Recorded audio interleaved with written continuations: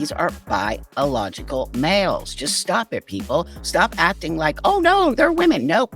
Women is not a feeling. Women is, I'm more of a woman than they are. So that says a lot right there, right? That's how I always get them. I'm like, I'm actually more of a woman than you are. So you want to play that game with me, my friend? I'll play it with you all day long.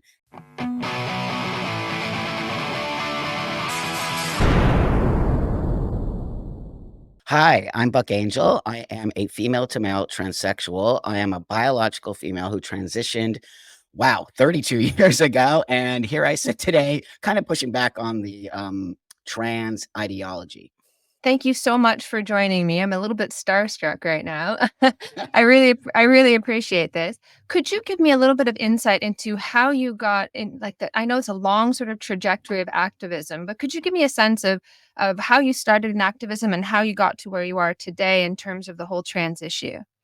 Yeah, well, that's a big question, I'll be honest with you. And first, I just want to say activism has become a dirty word in my space, in my world. And I really do think activism is important, but what I see today is not activism. So first, I want to say that. So I don't really consider myself an activist anymore. I would say I'm an advocate at this point. So with that, I started my journey and activism, I would say even prior to transitioning in the LGBT community in like 30, 40 years ago with Queer Nation and ACT UP and all these things around the AIDS movement. When I started to transition to trans male, I got into what many people don't particularly care about or care for is the pornography business. Here we go. The fabulous Mr. Buck Angel. Once I was a girl named Susan, and now I'm a guy named Buck. Oh yeah, I love my pervert tattoo. A lot of people read it different. They don't read it as pervert, they read it as perfect, which is sort of embarrassing. 8, squeeze up, 7. Not much of culture at 3, let's go. Being in touch with your sexuality is what a pervert is to me. Actually, how did you start into this sort of porn business? It just came like a light bulb, boom, dude, nobody is making transsexual male porn. I really believe I was chosen to do this. And God spoke to you through a burning something or other.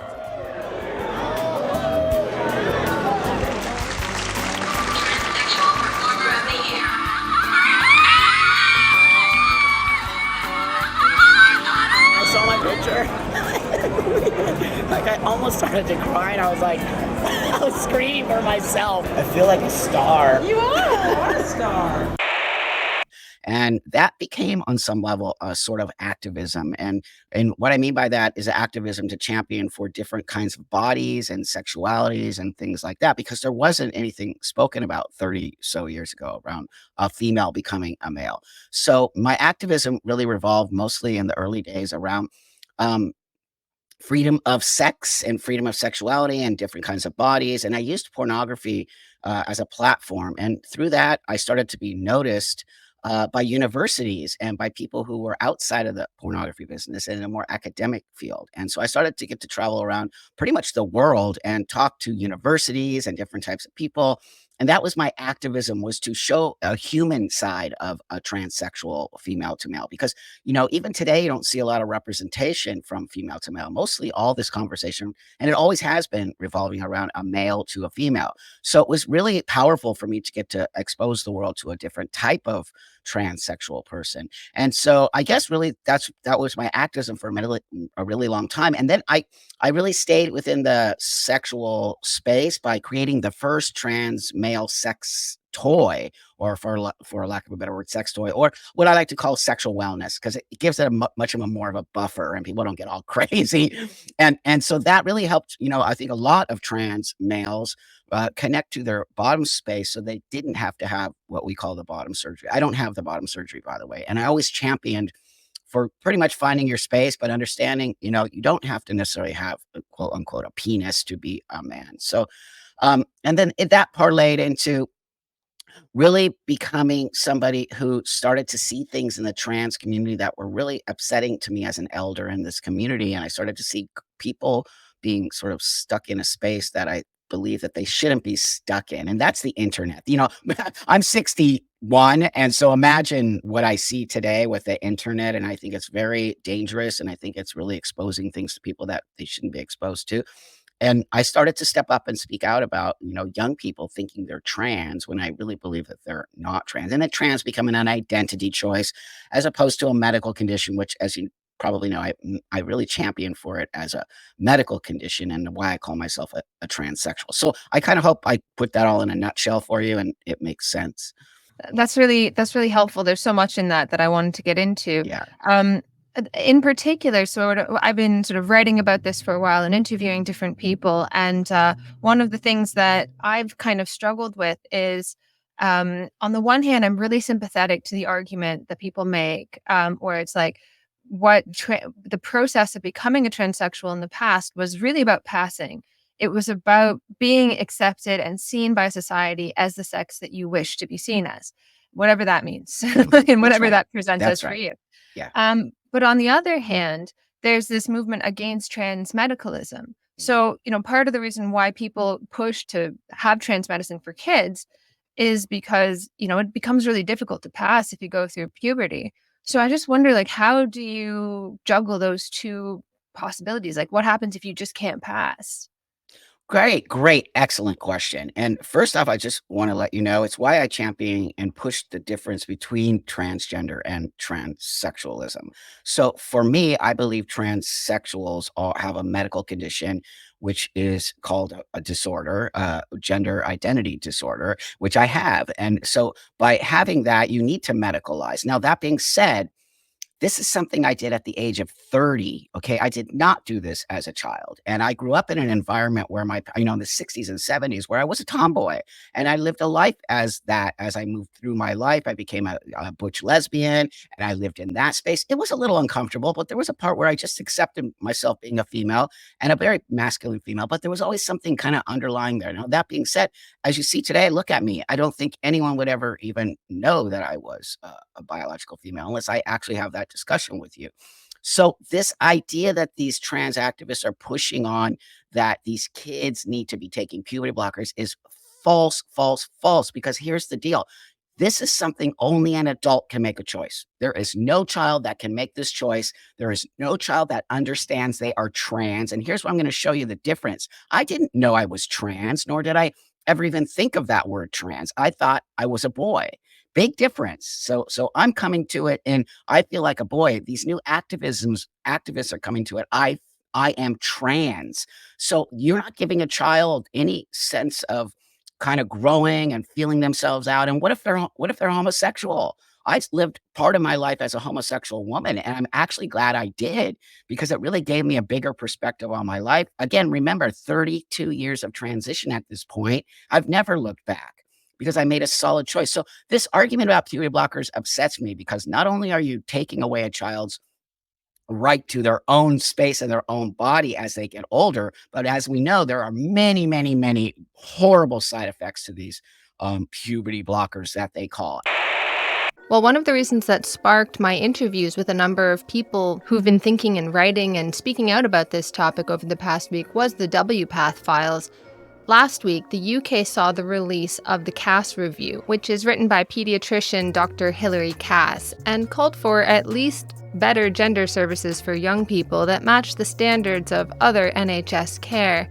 Among other things, the report's author had to emphasize that the NHS works in an evidence-based way, but what was happening was calls for the NHS to work more in a social justice way were gaining ground without a huge amount of debate and in ways that could play out deeply unethically, leading to untested medical interventions on children that lacked sufficient evidence of benefit, but were nonetheless life-altering and potentially harmful.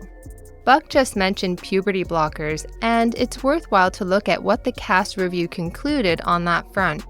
First, while there were many claims that puberty blockers were beneficial in reducing mental distress and improving children's well-being, the evidence for this turned out to be pretty poor. The report also noted that claims that puberty blockers reduce suicide resulted in a lot of pressure on families to get private treatments. They full on told your parents that. Did they ever use that trope?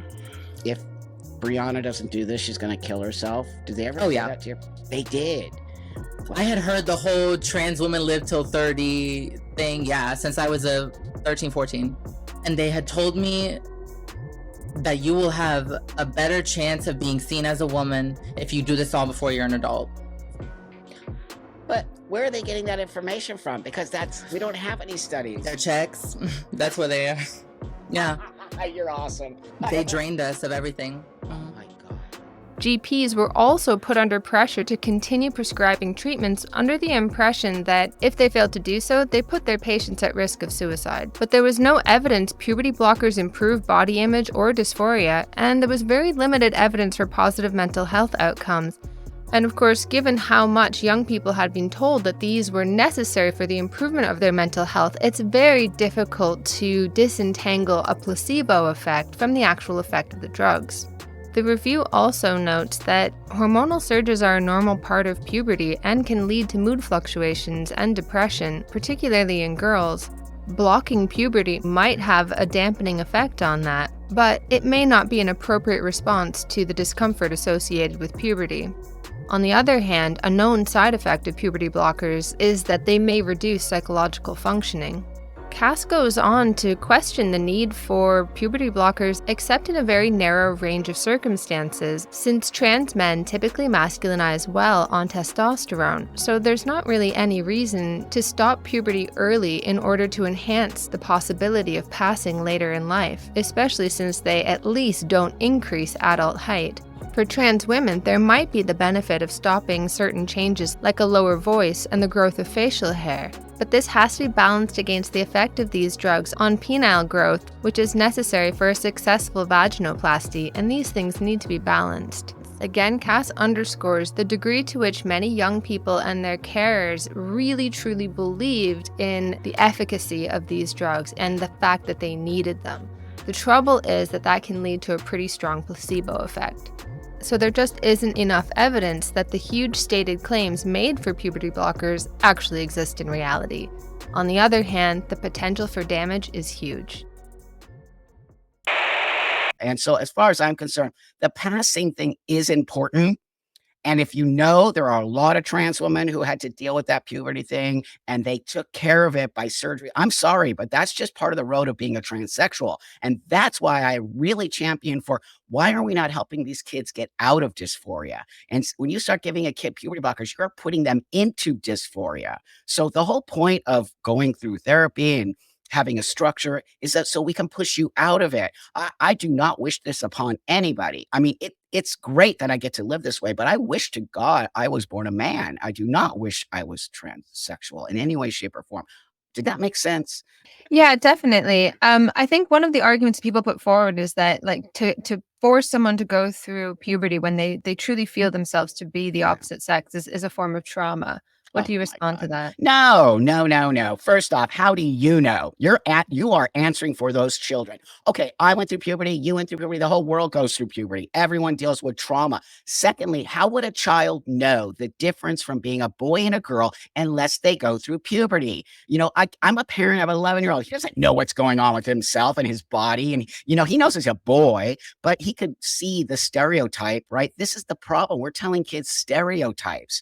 We have now regressed in saying, oh, you must want to be you're a girl who wants to wear pants and a baseball cap. You must be a boy. And saying, right on, you're a girl who wants to wear baseball caps and dress like a boy. That doesn't make you any less of being a girl. And so we're giving this idea that if a child goes through puberty, it's so traumatic if they're trans. Everyone deals with that trauma. And again, you're making the choice for the child. It is not fair. Not only that, you are taking away sexual functioning. You are taking away reproductive rights. You are taking away so much from this child. So I'm going to, again, push against that and disagree that is not true. You cannot answer for these children. And so what? I'm sorry, you're going to have to go through a little trauma in order to figure out where you're coming from. And that's called gatekeeping.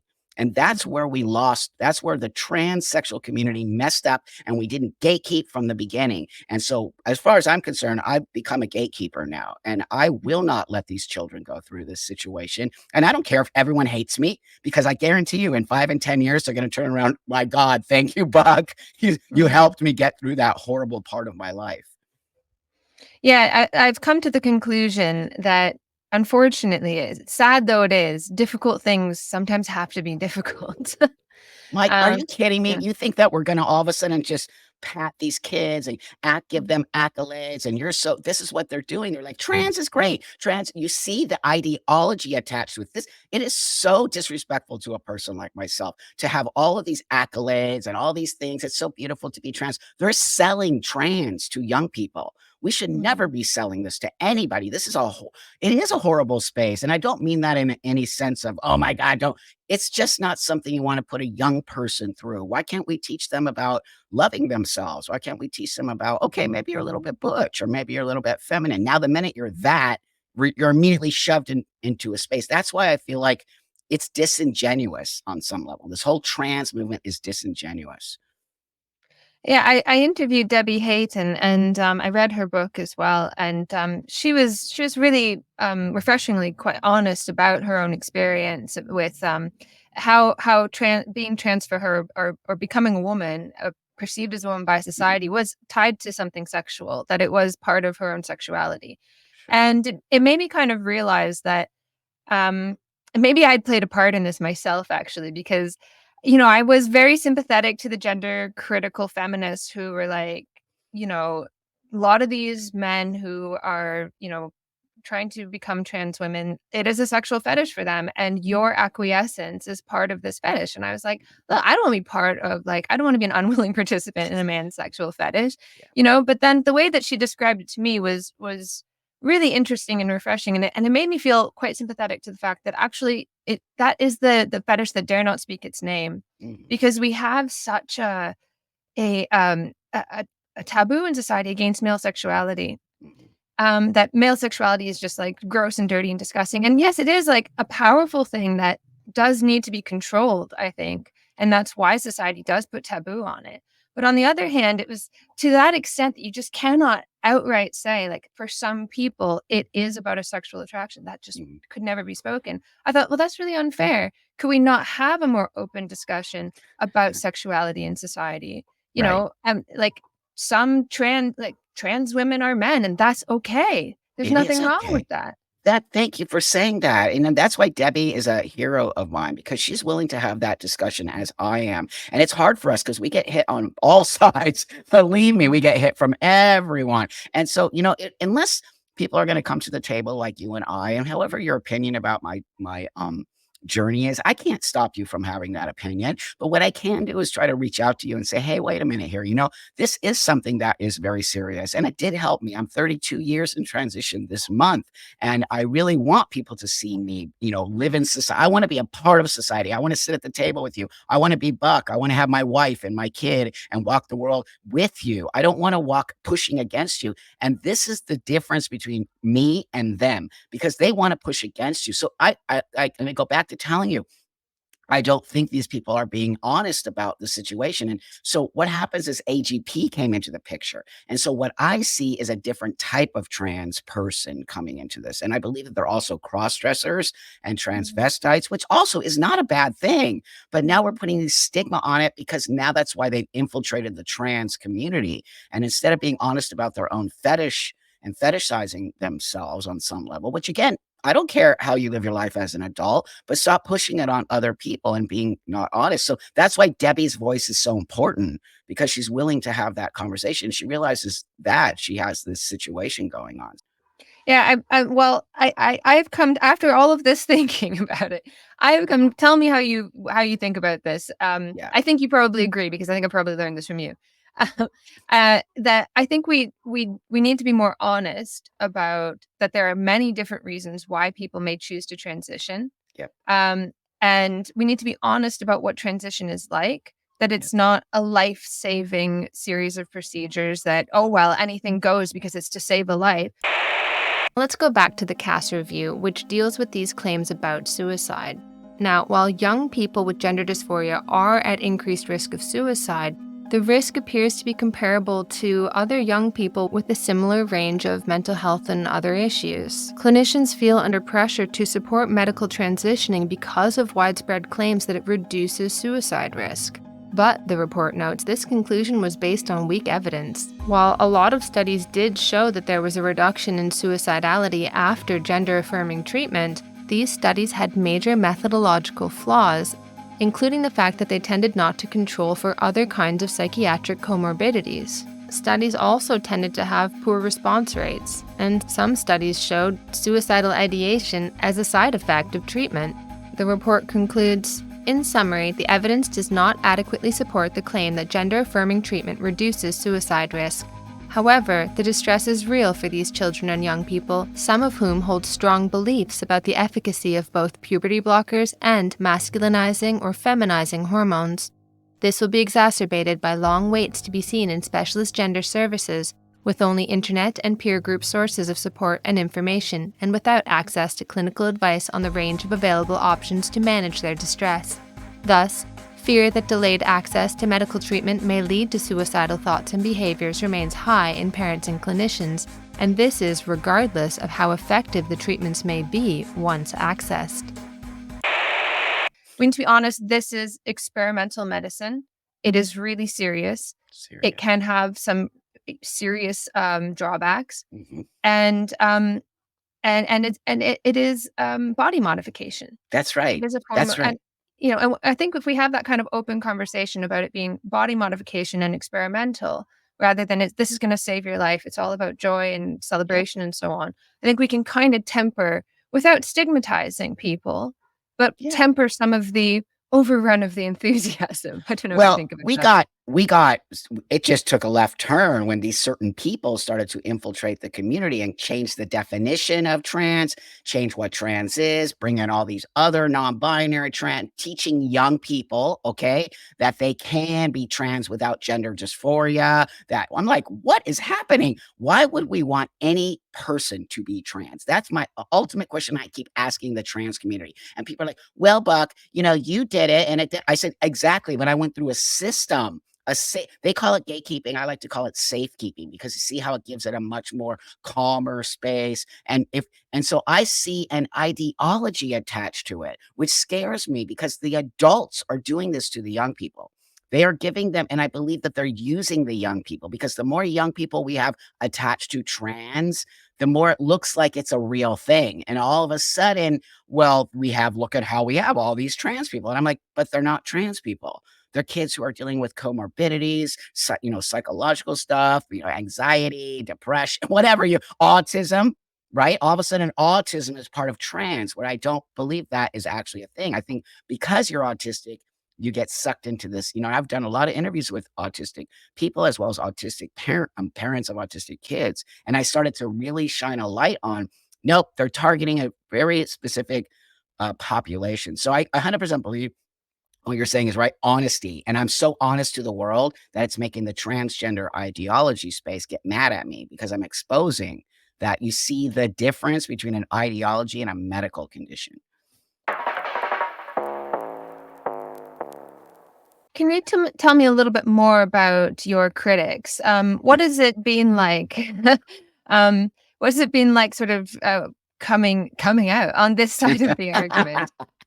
It's ridiculous. It's immature. It says everything to me. And that's why I will not stop, because they are attacking somebody who transitioned 32 years ago. That should be everybody's, like, right there, the red flag. How dare they attack me? And how I've traveled the world for trans rights. I've done so. And again, I don't want you to pat me on the back or tell me how great I am. That's not why I sit here. But what I'm doing is I'm exposing and showing you that when you start attacking elders, that says something, right? They don't want me to shut up and they don't want me to say the things I'm saying. So my opposers within the trans community are a very specific kind of person. Most of them are trans women, okay? Most of them transitioned yesterday. Most of them don't make any effort to look like a woman.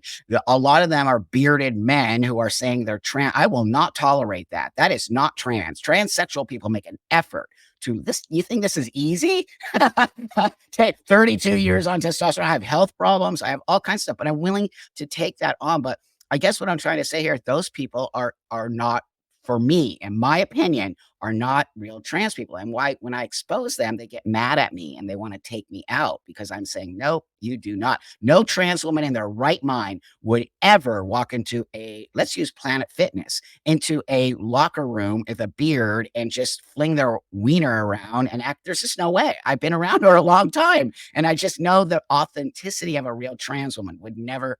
Most trans people early on in their transition change at home and then go to the gym and then go home and change. That's what I did early on. I never would do that. So I can see things that are not, to me, not really what an actual person with gender dysphoria would do.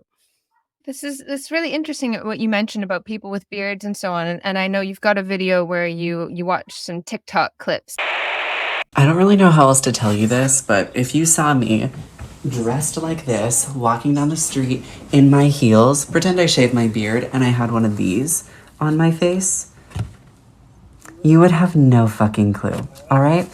I don't really personally use passing as like my threshold for womanhood. I understand that a lot of trans people want to pass. It's a goal. I respect it deeply. It is not one of mine. It's not how my fluidity functions. I don't live for the validation of other people deciding what they think that my gender passes as. I love my presentation. I don't need your validation from it. I do not receive this. And I would really caution you about policing other people's gender expressions because it's just not your business. If you look at me and you see a man, that's your transphobia that you are projecting onto people like me, and you're just making the world less safe. It's always your transphobia. You're always doing something wrong every time. It's always you are the one with the problem. This is the interesting thing because I think the old guard of transsexuals, it was all about fitting in. That's what you wanted, to fit in. But what's happening now is that the purpose is explicitly not to fit in. It is to disrupt. There you go. Disrupt people's sort of comfortable binaries and so on. But they see that as like they don't want to fit into the binary. They want to disrupt society's feeling like we all have to fit into these binaries. Yeah. How do you respond to that? How do we make a space for that in society? Well, how we make a space is that how we always made a space for it. It's called gender stereotypes, people. Remember, we totally got rid of that. I mean, I remember we got rid of it. They're bringing back gender stereotypes. They're acting as if, and again, please don't miss what I'm saying here. Look who is doing this. They are trans women, okay, biological males. I know that's like, oh, you're not supposed to say that. I'm going to say it.